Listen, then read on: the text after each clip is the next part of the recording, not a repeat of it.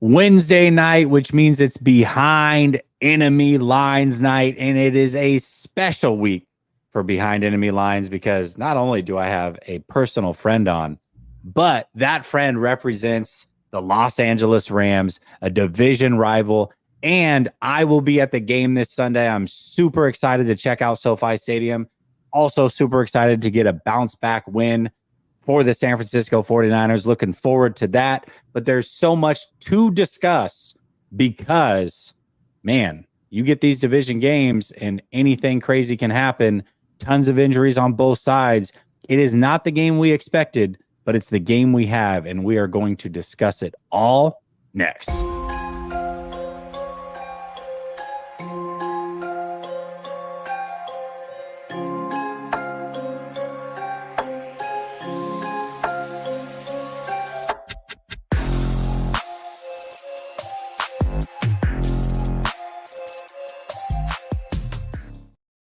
All right. Welcome back to Last Second Sports, where we are giving you our take down to the last second. And as I said, it's behind enemy lines night. And I got my good friend, Jake Ellenbogen, representing the Rams. Jake, how you doing, my man?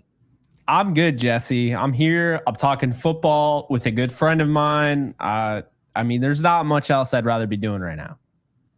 Oh, dude, we just did. This is a little bit of a marathon. What people don't know is you do a pre-recorded behind enemy lines, and we just did that on your channel where you hosted things and picked my brain on everything. And now we get to return the favor, except for we do it live over here. So I do have to warn you, being a Rams guy, you're probably going to get some things thrown your way, but I know you got thick skin, and we'll keep it respectful but fun as always. But let's jump into it, brother. There is so many injuries in this game. As you know, for the 49ers side, we got Debo, we got CMC, we got Greenlaw, but that doesn't even come close to scratching the surface to what the heck is going on with the Los Angeles Rams. Last week, they finished the game, I believe, you can correct me if I'm wrong, with 4 of their 5 starting offensive linemen not in the game, including a third-string left tackle and the one offensive lineman who is a starter on this team played hurt because they just didn't have the bodies to make it through the game. Am I reading that right? On top of Puka Nacua, on top of Cooper Kupp, on top of your starting safety Johnson, and your best 2 of your best corners probably on the team, they're now out. It is absolutely insane what is happening to the Rams. What the heck, dude?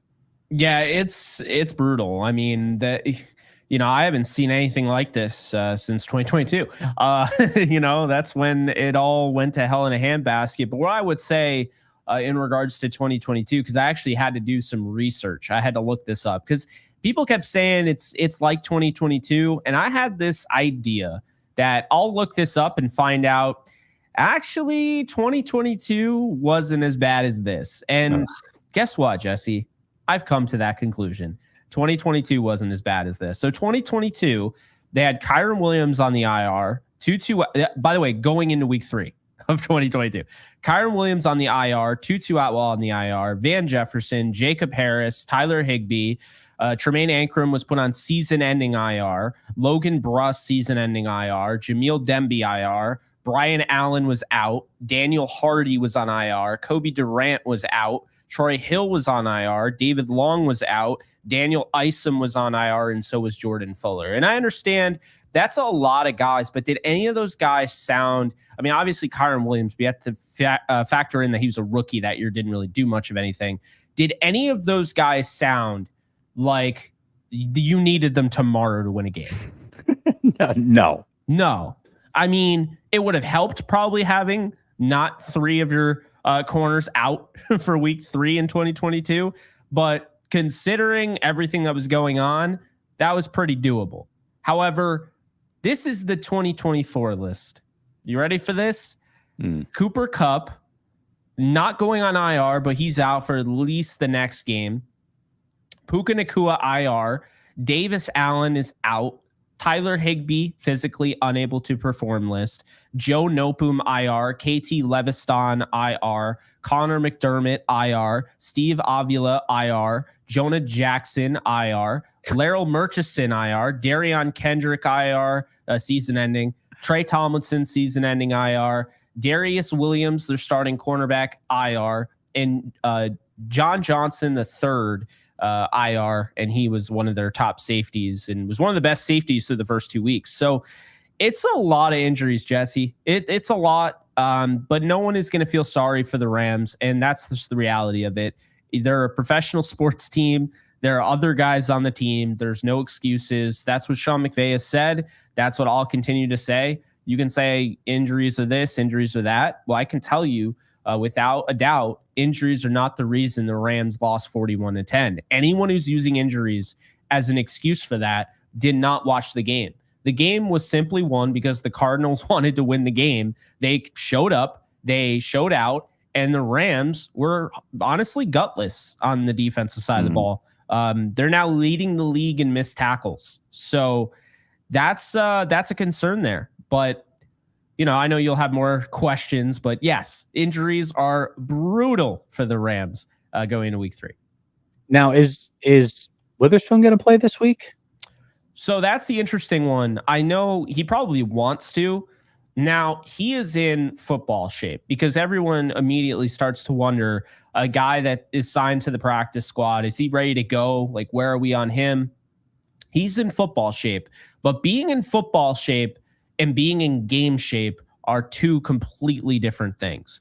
Being in football shape means that you are an athlete. You didn't just sit, on the couch and eat Cheetos the entire offseason. You actually worked out and you kept yourself in good shape and you have conditioning and all of that. And then there's actual game shape where no human is able to go to that level. These are not human beings. The amount of stamina you need to play in an NFL game is insane. So you already take what, Akello's gone through in his, performance off the field and how he's essentially kept himself in really good shape. And he's probably as strong as he's ever been, if not the strongest he's ever been. And now you factor in the fact, well, now he's got to get himself in NFL game shape. And that's asking a lot. So he might play just for the realization that maybe the Rams are going to kind of feel like, yeah, Trey White might not have been the move. He hasn't looked good the first 2 games, in my opinion. You said on our show he has to play. I agree. I would throw him out there. Even if he's not ready, he's ready enough. Kobe Durant on the other side has played really good football, so that's encouraging. So if you could get Akello out there on the other side of Kobe Durant, I think you could see a decent performance. I do think the safeties being as deep as they are, the John Johnson injury is going to suck, but not too much. But we're going to see. I think it's a great question, though. And I know the plan initially was Kello's going to spend the next 2 weeks, get himself in game shape. He'll be ready to go in week 4. They might not have until week 4. Yeah, I think that brings me beautifully into the next question, which is, I don't know what the stat is on teams that start 0-3, but I got to imagine it's not very often that they make the playoffs. I'm sure it's happened here or there. Do you believe that this is a must win? Looking at the schedule ahead, looking at how long some of these other players are going to be out, do the Rams have to win this game? And at what point does it become a must win? If not this week, then does week 4 become a must win? Is it week 5? Like the bye week in week 6, I think the Rams, the way that everything is played out, a lot of these guys aren't out for the season, which means coming out of that bye week, as long as nothing else happens, which is asking a lot at this point, because it seems like every week the worst is happening, they will actually have a relatively healthy, complete, good-looking roster coming out of an early bye week, which early bye week's not normally ideal, but I think in this circumstance it probably is. But if you go into that bye week and you have 1 win, that can't happen. So is week 3 a must win for the Rams, in your opinion? I think every game moving forward is a must win. Collect as many as you can and hold out hope until those reinforcements come. it's not like, you're going to war and all of a sudden you're like, well, we don't have our best sniper. We don't have our best, gun runner or whatever. So let's just stop, fighting. It doesn't work that way because other people are going to fight back. So that's what it happens. I mean, the 49ers have a game to play. Whether the Rams are ready for it or not doesn't hurt the 49ers. They go out there, they play, they win.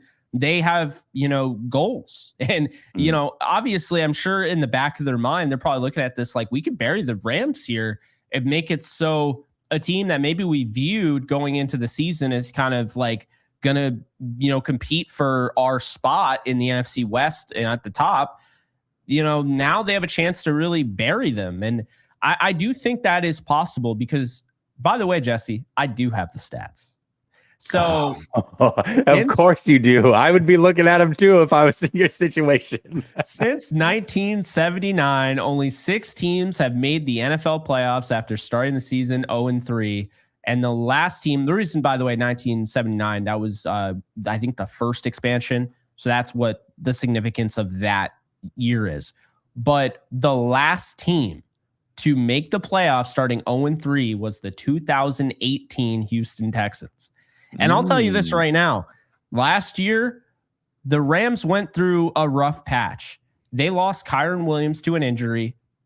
This is after a blowout win against Arizona. He didn't leave the game. Everyone felt great about him. And then the game ends, and you're thinking, wow, the Rams look like the best team in football. And now Kyron Williams is going on IR. And you're like, what the hell's going on? And then you find out the backup running back, Ronnie Rivers, is going on IR. So they have to go and they have to bring back Darrell Henderson. They sign him. Royce Freeman becomes their number 1 running back. It was a whole big mess. But the reason I bring that up is there's significance there. Going into week 11 last year, Jesse, the Rams only had 3 wins. So I don't actually think people realize the type of team that this was at the end of last year, what it had to be. They pretty much had to win every game. They had some help, which is why losing in overtime to a really tough Ravens team in, I think, week 14 didn't end up being the deciding factor for them. But it could have, Jesse. It absolutely could have. If the Seahawks take care of business against the Pittsburgh Steelers, it's probably, the Seahawks are probably in the playoffs. So there's a lot of things that went into last year, and I think a lot of people forget about that. And I understand people get really freaked out, when you hear those things. 0-6, the last, or whatever it was, 6 teams since 1979 that have made the playoffs at 0-3. I get that. But the Rams are also that organization that loves doing these things. They have this bizarre, how many teams went from 4-12 to 2 years later being 13-3 and in the Super Bowl? So they've done a lot of these things themselves.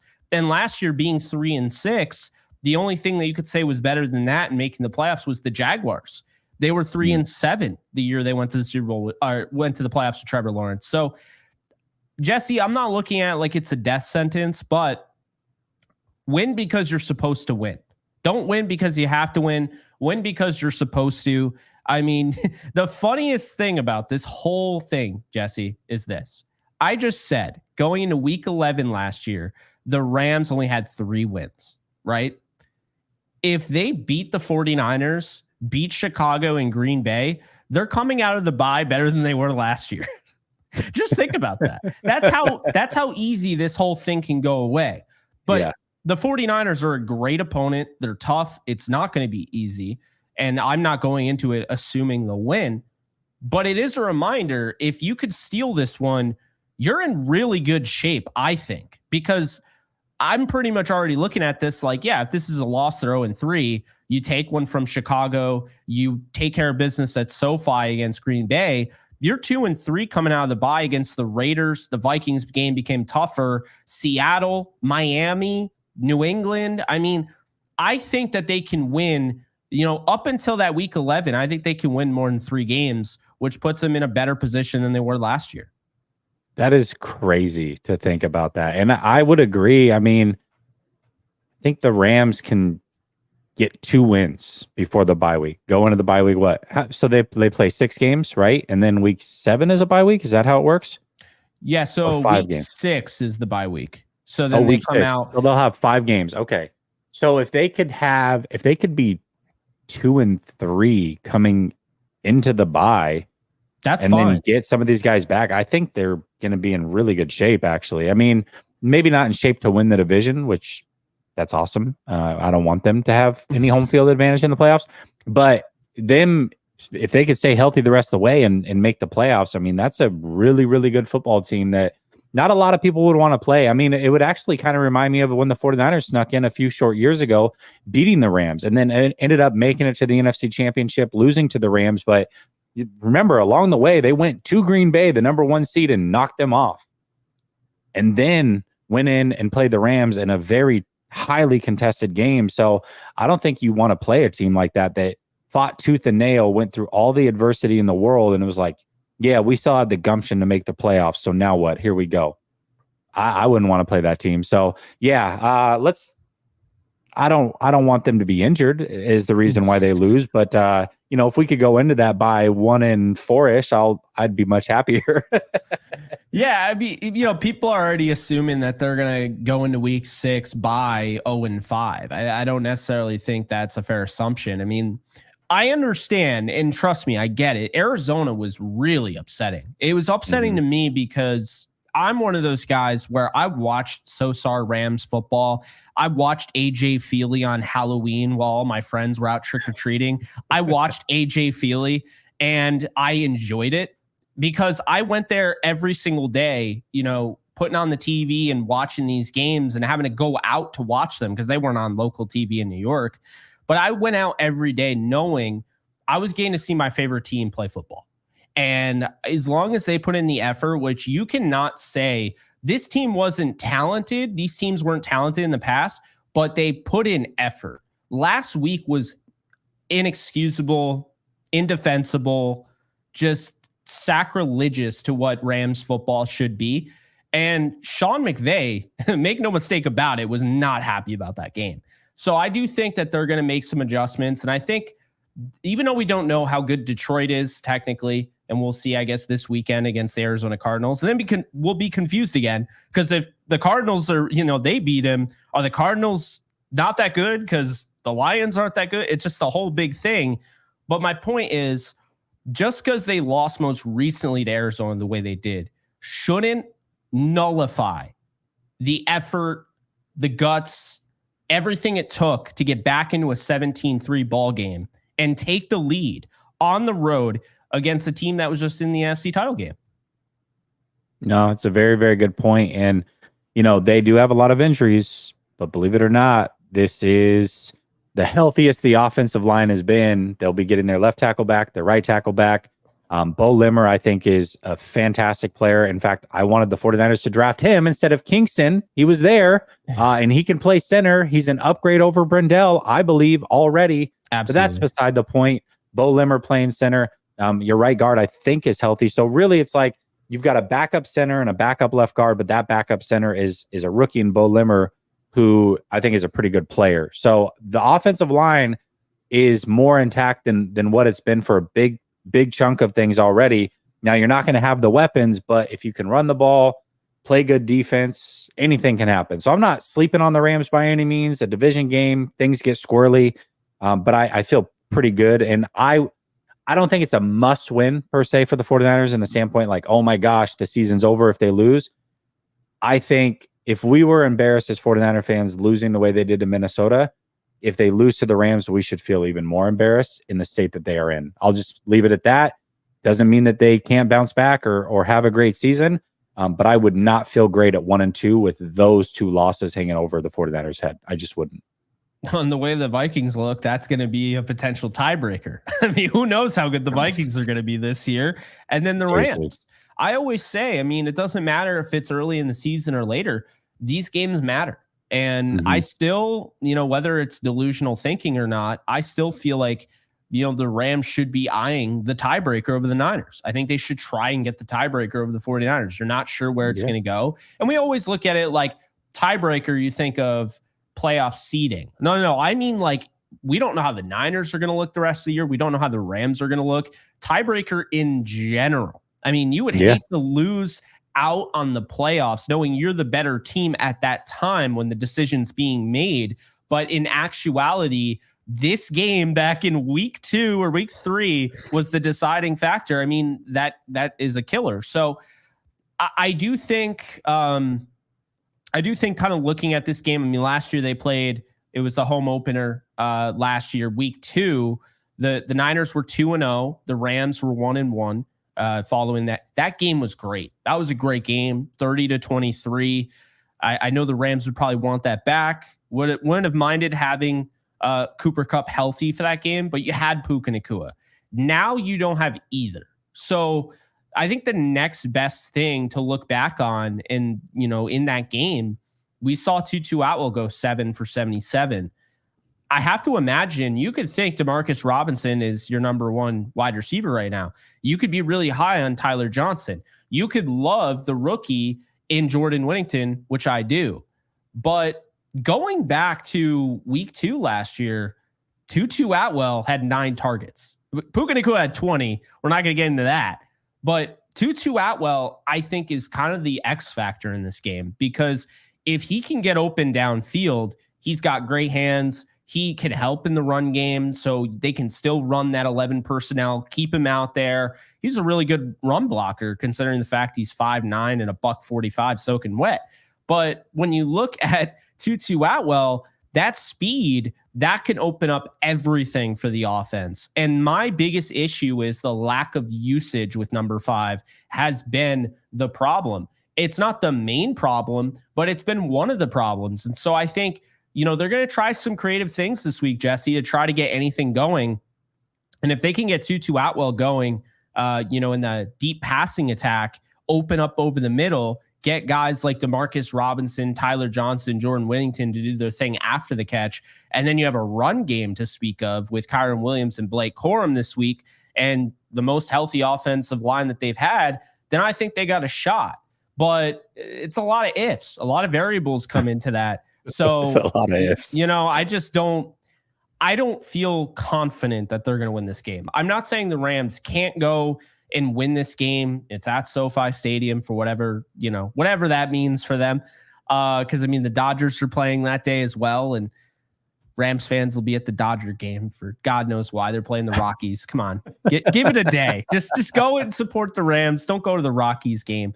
But regardless, though, I think the biggest issue I have with this team is the last time I saw them, that defense could not tackle anything.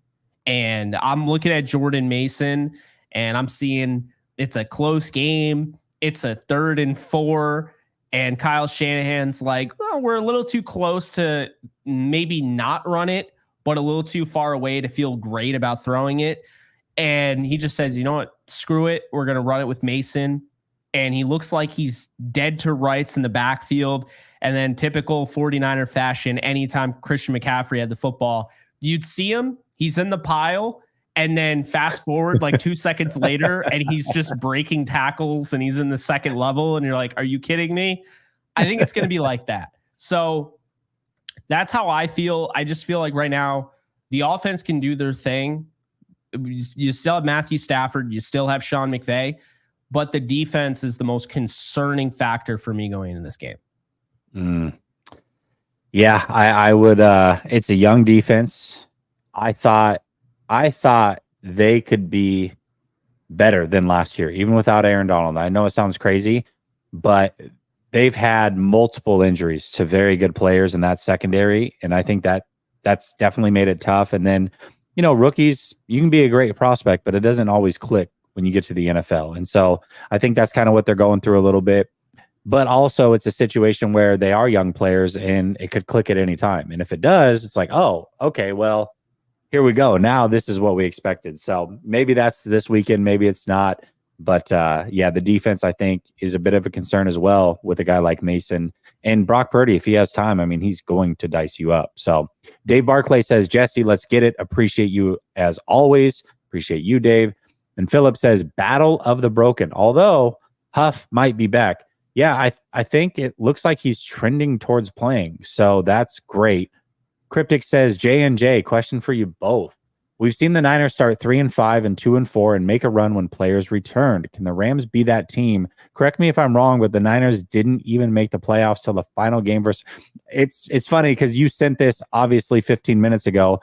We literally went through that conversation. So I'm sorry that we didn't bring up your super chat when we talked about it, but we definitely hit on all those things, including the final game against the Rams and what that season looked like. So you're absolutely right. Yes, the Rams certainly can be that team. And if the 49ers lose this week, they might have to be that team as well. So we'll see. Yeah, it's scary, man. I will say kind of to point this out because I don't want to come off as if I'm ripping the defense that I was just giving credit to a week ago. Yeah. This defense can still create pressure, and it was surprising how much pressure they created on Kyler Murray to the point where, as silly as this sounds, I went back and I watched the film.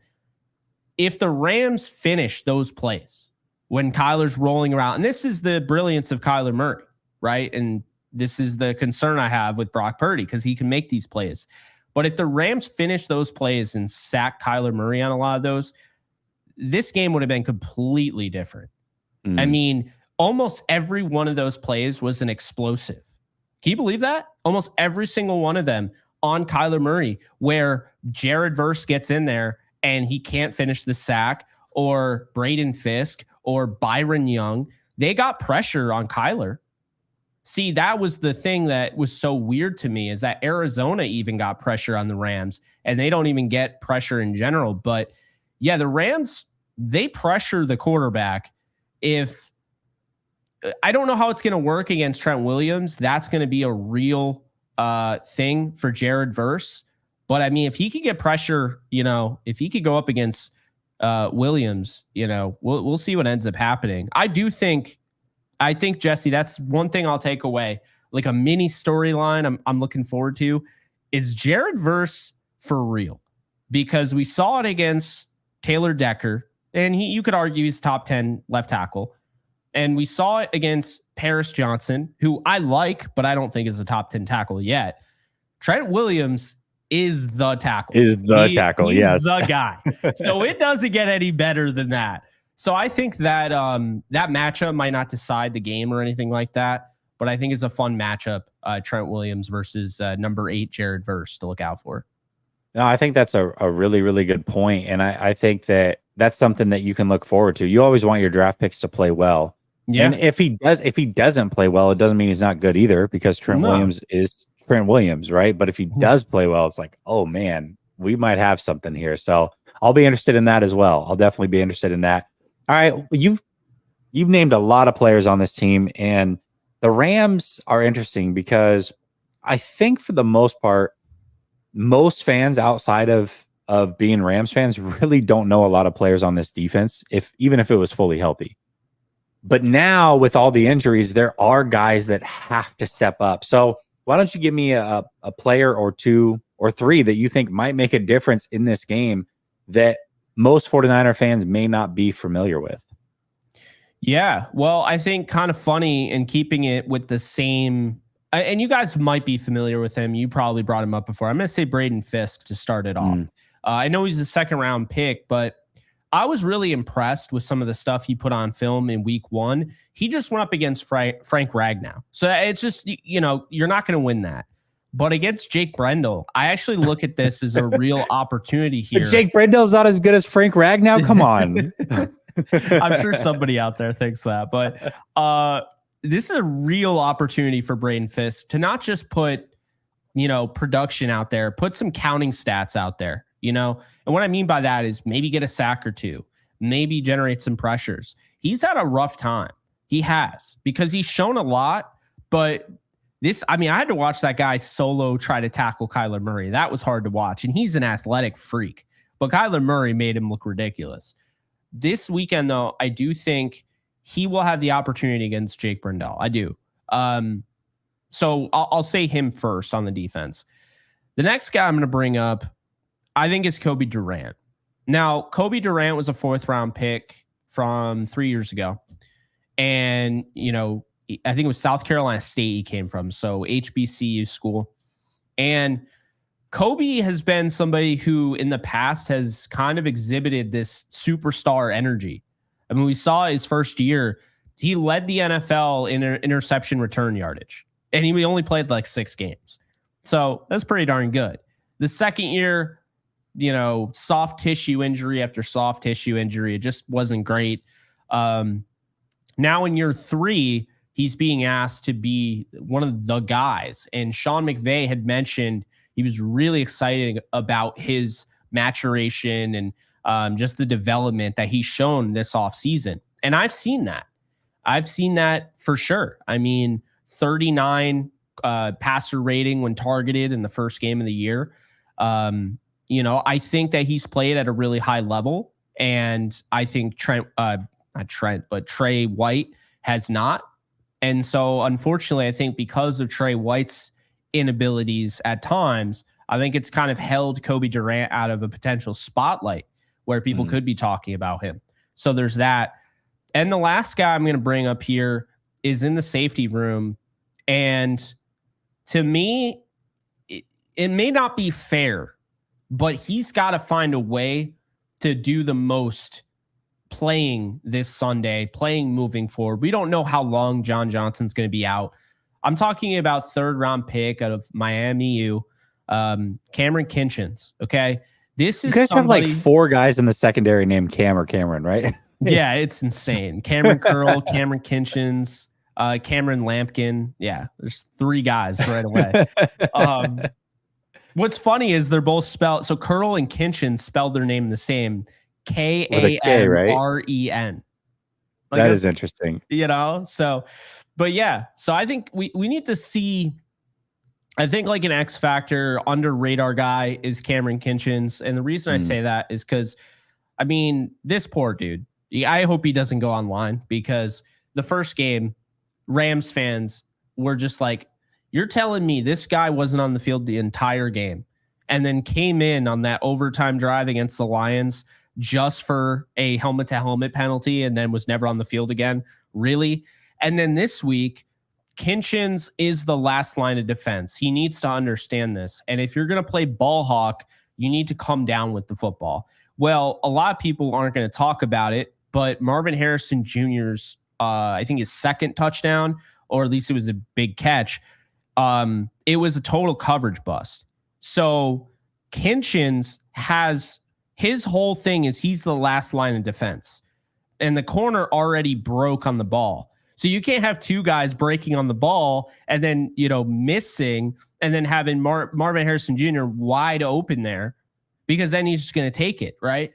And Kinchins is totally blew his assignment, overshot the football, missed, and then Marvin Harrison Jr. had plenty of room to run. So Kinchins this week, it's asking a lot. I need a turnover out of Kinchins. Big reason why they went out and got him is because he's a ball hawking safety. He's out of Miami, right? Yeah.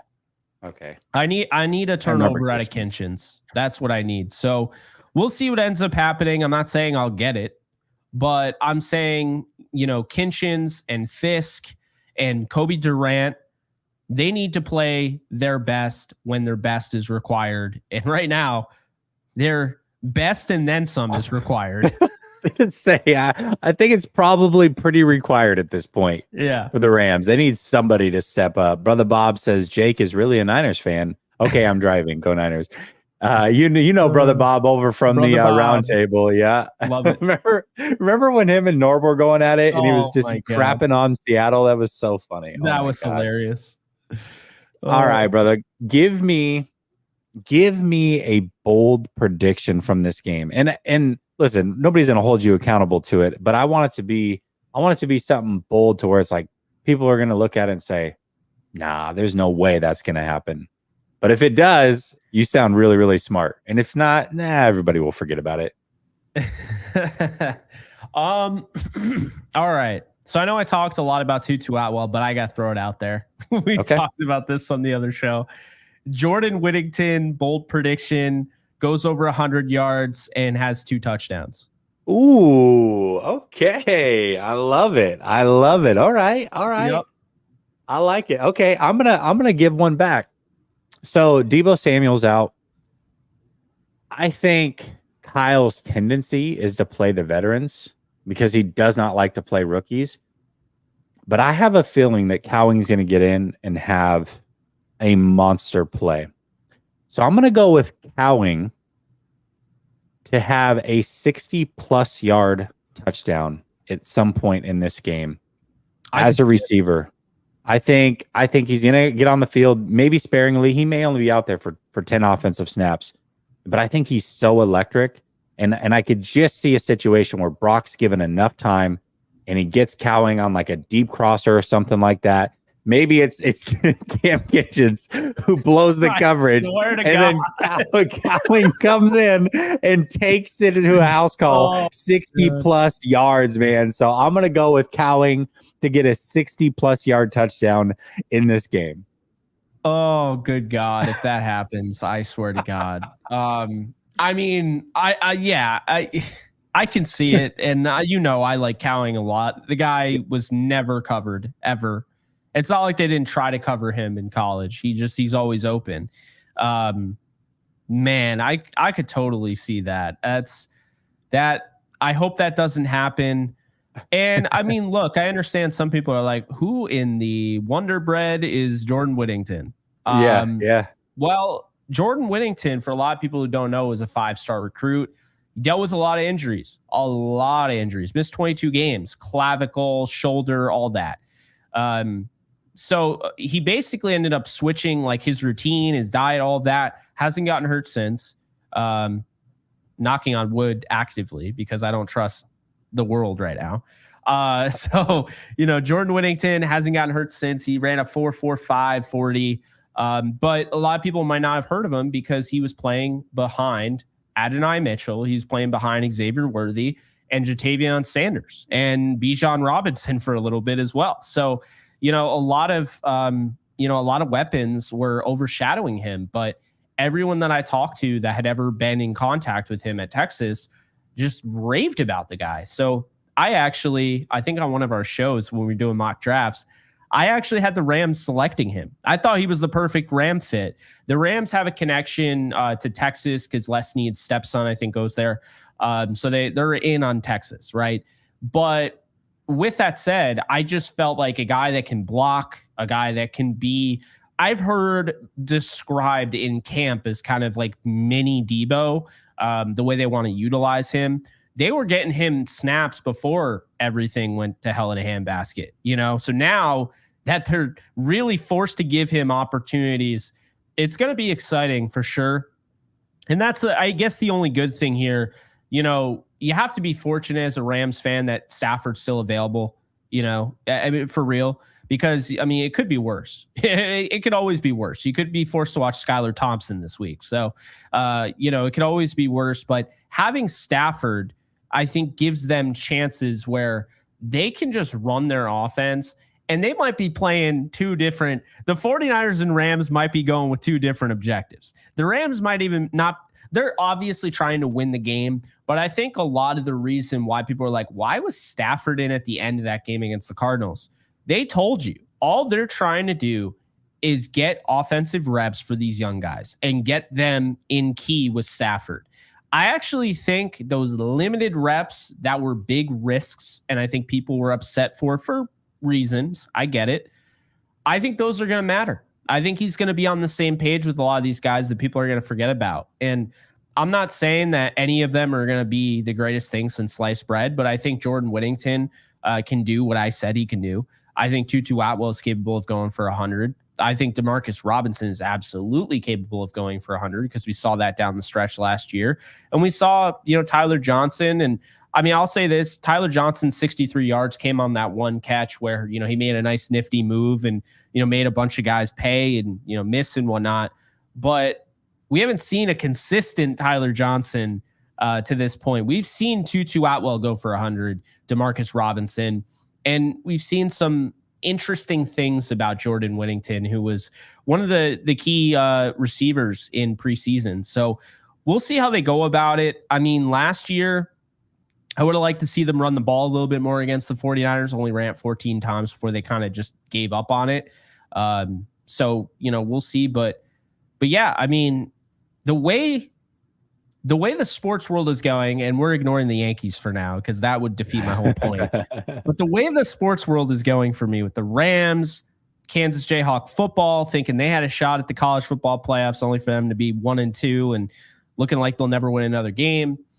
The way things are going, Jesse, I wouldn't be surprised if we saw Dominic Pooney score a touchdown in this game. I wouldn't. It would be the ultimate just stab me multiple times in the heart, because you see that Kansas Jayhawk logo. I am forever going to be a fan of Pooney. I can't root for him to win games, but I'm always going to root for him to play well. That would be the ultimate cherry on top of the shit cake. And you know what, Jesse? I think it's going to happen. Listen. I cannot wait until we hear number 77 is reporting is eligible.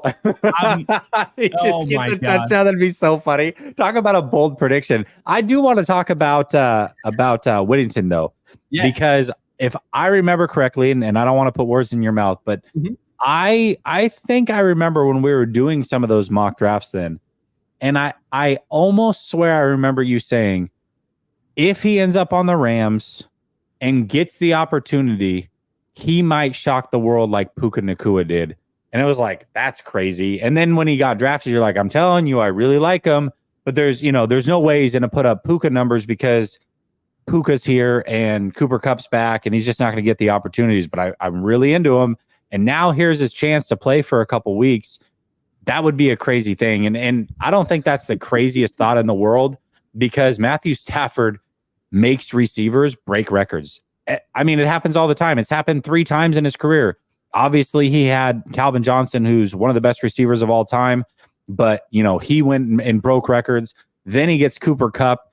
He breaks a record. Then he does it with a rookie, and Puka Nacua breaks the rookie record. So if you have Matthew Stafford throwing you the football and you want to break records, that's your best quarterback to get it done. Maybe he can do something special over the next couple of weeks and show those flashes that I think that you saw very early on before he was even a Ram. Am I remembering that correctly? You are. I said, if there's one guy in this draft during our mock drafts, and it was funny because I think I had him go in the 6th round, which is where he ended up going, or 7th, one of them in our mock drafts. And I said, you'll think I'm crazy, but don't be surprised when, something to that effect. Jordan Whittington ends up being the Puka Nacua of this year. And he wasn't even a Ram, so it wasn't a biased pick. No. I saw the skill set and I fell in love with it. Like, he does everything you want. I mean, there are receivers out there. I need to create a list where there are receivers that are just, they do everything. They go above and beyond what is expected of them. And I mean, who would be at the top of that list? Jawan Jennings. I mean, he does not get enough credit. Very underrated. I would probably say, Jordan Whittington will be on that list. I would probably go with Jacoby Myers of the Raiders. I'd probably say Kendrick Bourne of the Patriots. There are a lot of guys out there that just don't get anywhere near enough credit for being able to not only catch the ball for a job, but go out there and block like your life depends on it. And those guys deserve more credit than they get. And the good thing about a young player like Jordan Whittington being on the Rams is that, one, I have to give credit where credit's due. I don't know who can turn water into wine, but I know that Eric Yarber can come pretty damn close to it, because the wide receiver coach for the Rams is absolutely insane. He'll take anybody and turn them into something. I mean, Tyler Johnston was out of the league. People forget about that. He's out of the league. They just got Quintez Cephas. So you know what my first thought was? Here we go. Literally, this is just all a challenge at this point. Every speedster that's been a bust over the last 4 years, like Mims and all these other guys, and just throw them at him and be like, all right, man, make one of them. What was the big body guy? He's probably too old now. Kevin White. Go get Kevin White and see what you can do. Yeah.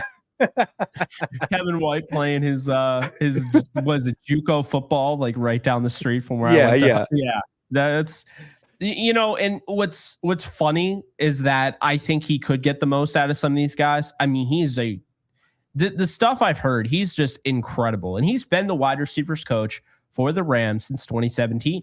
And you've seen it. Robert Woods immediately goes to the Rams, best season he's ever had. Now, Buffalo was the number one, run offense. So all he did was block. So he better be good at blocking. But they found out he could also, receive pretty well too. A lot of people forgot about that because he went from USC doing it to then he goes to Buffalo and everyone just thinks he's a run blocker. You look at Cooper Kupp, you look at Puka Nacua, you look at Sammy Watkins and Brandon Cooks and Josh Reynolds. Yeah, it's been Eric Yarber does an outstanding job. It's why every single year you'll see guys like Brandon Powell that have like actual receptions in games, and you're like, why?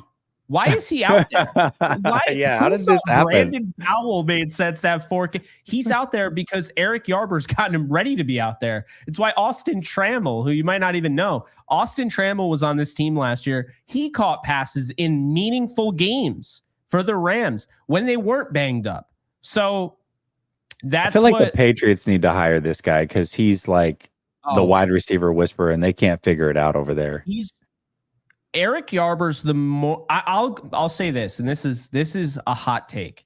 Eric Yarber, in my opinion, because receivers are everything in this league, and developing receivers is not easy. To your point, Eric Yarber is the most valuable non-head coach defense coordinator, offense coordinator in the league. And the reason I say that is because he's not going anywhere. He doesn't want to get promoted. He's fine staying in his wide receiver coach role.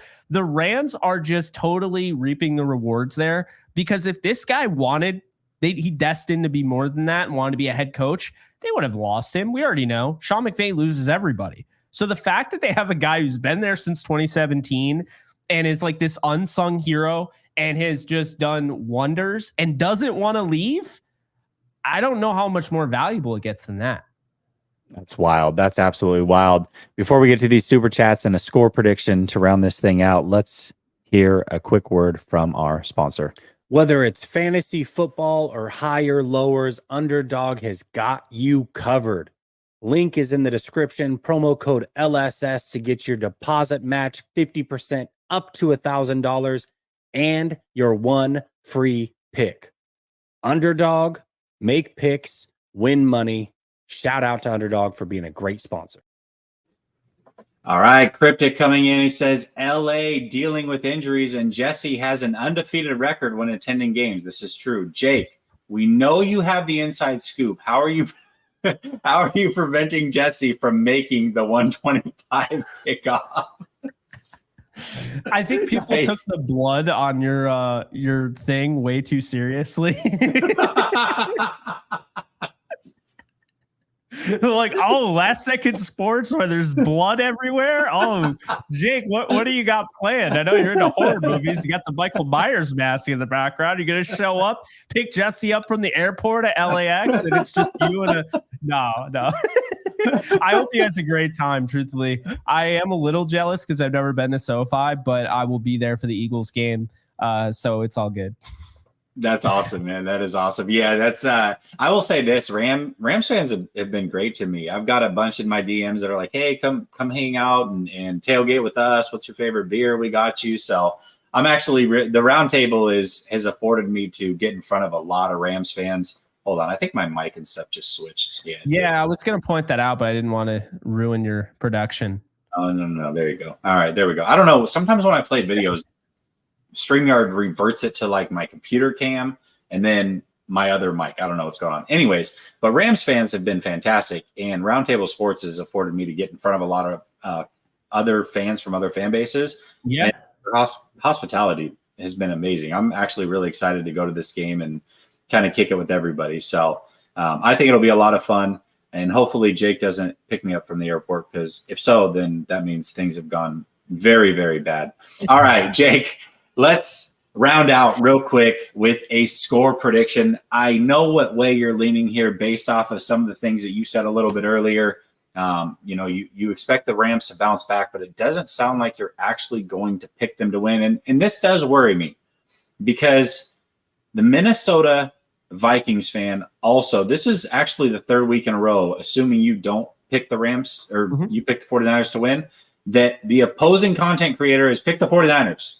And last week it was like, oh, shucks, we're just happy to be here. And oh, Sam Darnold isn't that great. And we'll do our best. And, they came out with a win. So I want to hear what your prediction is, but I feel like it might be a reverse jinx happening here.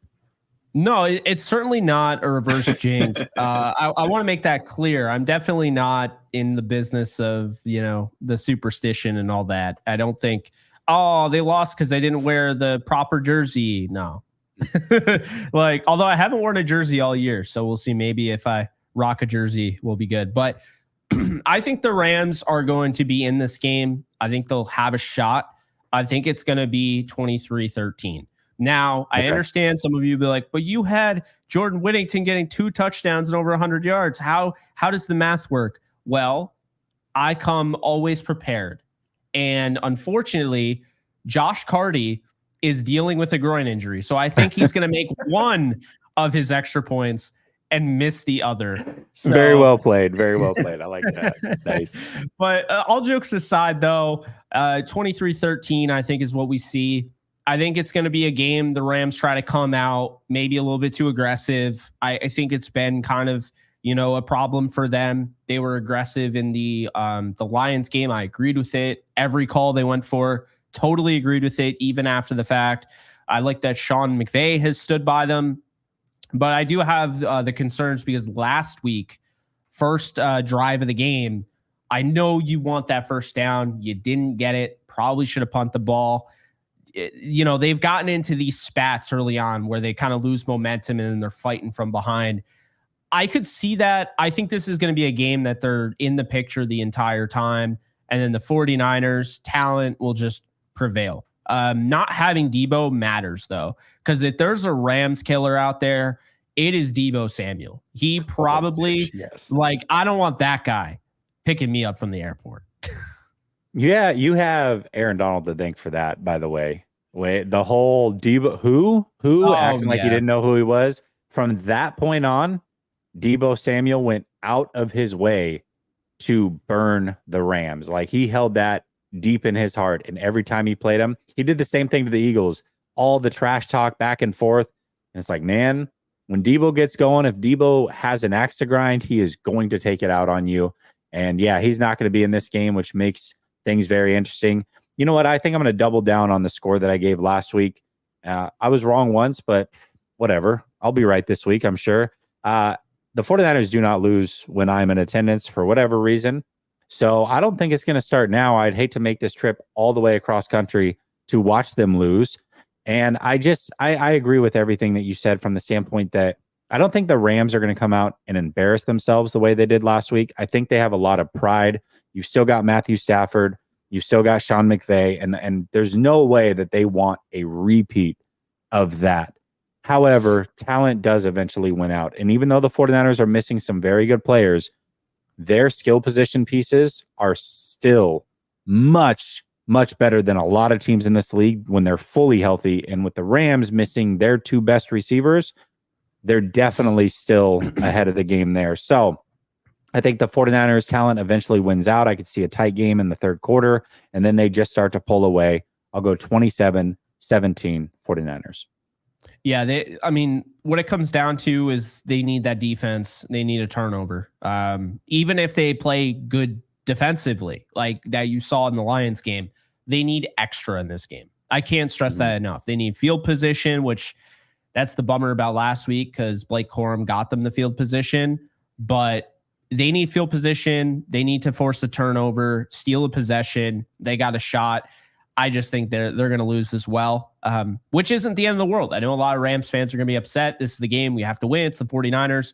The reality is you have 2 other games before the bye. The Packers game with Jordan Love coming back, and Caleb Williams is the quarterback for the Bears right now. So I feel pretty good about those games. We'll see what ends up happening. I mean, if the Rams come out and win this, I'll go as far as to say if the Rams win this game, watch the hell out because they don't have any of these guys ruled out for the year. And if they could win this game, win against the Bears, win against the Packers, go into the bye at 3-2, come out playing the Raiders, and you get Cooper Kupp back and Puka Nacua, I like the Rams' chances to do what I said they'd do before the season started. But you have to take care of business this weekend. Yeah, absolutely. I was thinking, I think that Rams fans and even myself at first was looking at Cooper Cup not going on IR, and it's like, oh, maybe they think he'll be back before the 4 weeks. I also think that you only have so many guys you can bring back from IR. So at some point, you can't just put everybody there and be like, oh, they'll all be back. You only have so many spots available. And it's like, well, if you now add Cooper Cup, who isn't able to come back because you take Cooper Cup off? Are Mhm. you not able to get a Jonah Jackson back or somebody like that? So I think that he might be back before then, but I think it also might be a strategy play because you only have so many guys you can bring back. I like that. I think it's a combination. And the reason Mm. I say that is because Sean McVay, I listened very carefully, and he did not Okay. say anything along the lines of tightrope, surgery, procedure. He said he's not getting any of that. That Okay. tells me it's not a high ankle sprain, which means the That's good. Rams are somewhat fortunate. Obviously, I think he got a low ankle at the worst. That's the best case scenario in that sense. And I watched Brian Suter. I don't know if you ever watch him on YouTube. He does all the Mhm. sports injuries and stuff. Does a great job. The thing he kept talking about is if Cooper Kupp's ankle was embedded in the ground underneath the Cardinal player that tackled him, now we're looking at this could be a severe injury. It appears that it wasn't, though. And Mm. so he may have dodged a bullet there. I think the hope is they can get him back before the bye. It is also, factoring in. This is why they shouldn't have changed the rule. They should have unlimited. You can just take guys off of IR the whole year because who cares, right? Like Yeah. that's not going to decide. I want the better teams. I don't want a team not making the playoffs because they Yeah. It's couldn't take their silly. players off of IR. But yeah, that's my thought. I agree with you to an extent, but I also think they got good news on Cooper Cup that they're choosing not to say is good news and choosing to just slow play it like a typical PR play.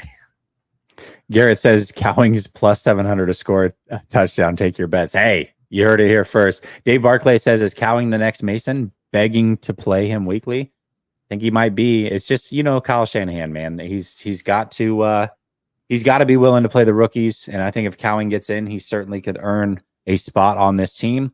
But we'll Yeah. see how it plays out. Jake, I got to run. I got to get over to Grant's show. Thank you so much for doing this, man. A lot of fun. I Absolutely. love doing the roundtable show with you every Tuesday. Niner fans, per usual, link is in the description to Jake's channel. Go check him out. If nothing else, you want another Rams fan to troll. That's the best thing in the world. So after your 49ers win, you can go over to Jake's channel and talk a little bit of ish to those Rams fans because nothing is better. And Jake is one of the better people that I know doing this. He's a really, really good person, a really good content creator. He's super, super plugged in with that Rams organization. He sent a lot of things my way that ended up coming true behind the scenes. So he knows what he's talking about. If you want to be tapped in and know what that team's about, Jake is definitely your guy. Chat, I'll be back tomorrow with another Behind Enemy Lines with my guy, Ryan. And until then, peace.